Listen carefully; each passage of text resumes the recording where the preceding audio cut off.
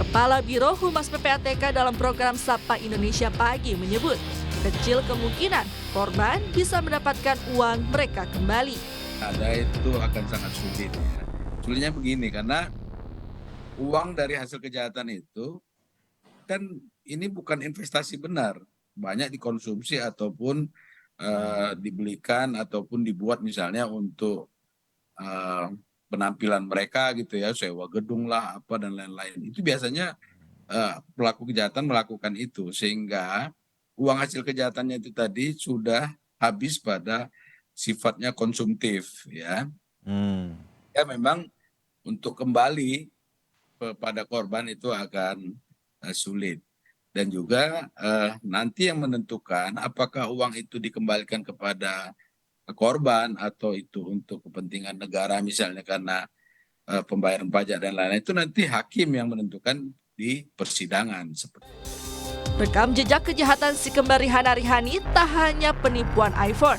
Keduanya juga dilaporkan atas kasus penggelapan mobil rental pada Januari tahun ini. Tim Liputan Kompas TV.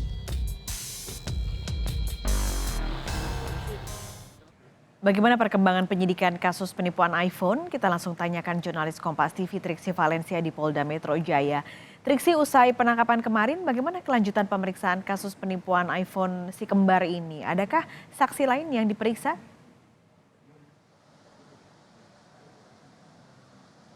Ya, Pascalis, tidak menutup kemungkinan akan ada saksi-saksi tambahan maupun juga pihak-pihak lain yang akan dilibatkan ataupun dimintai keterangan untuk pengembangan kasus penipuan iPhone yang dilakukan oleh Rihana dan Rihani. Mengingat ini juga masih dalam proses penyidikan awal pasca penangkapan keduanya pada hari Selasa pagi kemarin. Jadi memang penyidik ini masih akan mendalami, menggali keterangan terutama dari kedua tersangka tersebut. Kalau misalnya kita melihat atau mendengar kembali dari keterangan disampaikan oleh penyidik pada press conference kemarin, seperti halnya ada beberapa hal yang masih belum diungkapkan karena memang membutuhkan keterangan dari para tersangka. Seperti yang pertama misalnya terkait dengan laporan. Kalau saat ini ada 18 orang yang masuk, maksud kami sudah ada 18 laporan yang masuk, ini diduga masih bisa ada lebih dari 18 korban yang akan melaporkan lagi ataupun juga penambahan korban-korban lainnya. Mengingat kemarin juga disampaikan bahwa keluarga dari Rihana dan Rihani ini sendiri juga membuat laporan kepada keduanya. Selain itu juga Pascalis, kita melihat bagaimana keuntungan yang sudah didapatkan dari penipuan yang dilakukan oleh Rihana dan Rihani. Ini masih ditelusuri kemana kemudian aliran dana keuntungan yang dipakai oleh keduanya, dan kalau kita melihat memang saat ini pun kepolisian ataupun penyidik ini bekerja sama dengan PPATK. Yang tercatat total kerugian adalah 35 miliar rupiah. Namun diduga ini bisa lebih dari 35 miliar rupiah tersebut, mengingat mutasi yang dilihat dari keduanya ini ada 86 miliar rupiah yang sudah diungkap oleh PPATK.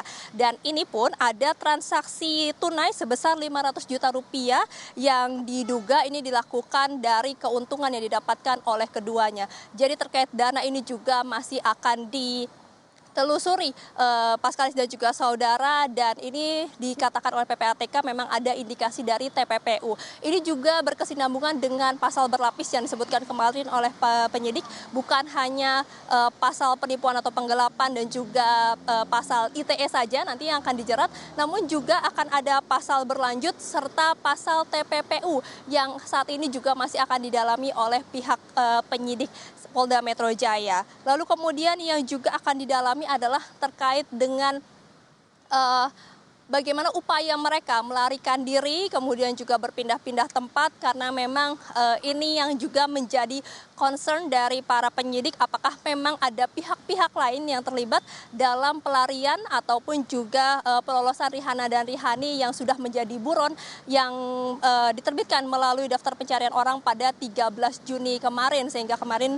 tepat hampir 1 bulan barulah bisa ditangkap Rihana dan Rihani ini di kawasan Gading Serpong. Jadi ini beberapa hal setidaknya Paskalis dan juga saudara yang masih akan didalami, yang masih akan digali terus-menerus keterangannya, bukan hanya dari Rihanna dan Rihani saja, tapi juga dari melibatkan PPATK. Termasuk juga yang disampaikan adalah melakukan pemeriksaan terhadap salah satu reseller yang saat ini juga sudah memasuki masa persidangan karena ditetapkan sebagai tersangka. Dari pemeriksaan awal, penyidik ini menyampaikan bahwa memang meski dirinya atau reseller ini juga menjadi korban penipuan dari Rihanna dan Rihani, akan tetapi dirinya atau reseller ini juga sudah mendapatkan keuntungan dari Rihanna dan Rihani maupun juga dari reseller lainnya, sehingga memang berkapasitas untuk ditetapkan sebagai tersangka dan juga maju kasusnya kepada persidangan yang akan segera berlangsung. Jadi ini yang masih akan kita nantikan lagi, Paskalis dan juga saudara, seperti apa pendalaman maupun juga fakta-fakta baru yang akan terungkap dari keterangan yang didapatkan dari Rihanna dan Rihani pasca penangkapan kemarin. Paskalis. Triksi, ini sebelumnya polisi juga menyebut ada dugaan informan yang berupaya untuk membocorkan penangkapan Rihanna Rihani. Adakah informasi soal siapa sebenarnya sosok informan ini?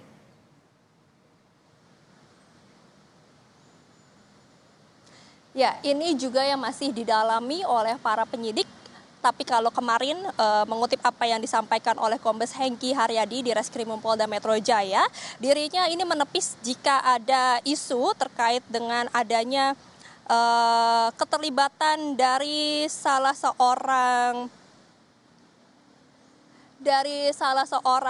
polisi begitu. Ini masih digali sebenarnya siapa kemudian informannya, kemudian keterlibatan dari pihak-pihak lain, dan juga yang dikatakan ini seorang perwira ini yang sudah ditepis informasinya oleh Kombes Hengki Haryadi, sehingga ini pun juga masih akan didalami Paskalis dan juga saudara keterlibatan dari pihak lain terhadap membantu kaburnya ataupun juga upaya Rihanna dan Rihani dari tertangkap. Kemudian juga ini melihat lagi apakah memang ada keterlibatan dari pihak keluarga, karena memang disampaikan juga dari Rihanna dan Rihani ini juga sempat meminjam uang dari pihak keluarga untuk menghidupi kesehariannya. Jadi tentu ini yang masih akan didalami dan juga digali terus, baik dari Rihanna dan Rihani maupun juga dari pihak-pihak ataupun saksi-saksi lain yang nanti akan dipanggil oleh penyidik Polda Metro Jaya. Paskalis. Terima kasih Triksi Valencia melaporkan dari Polda Metro Jaya.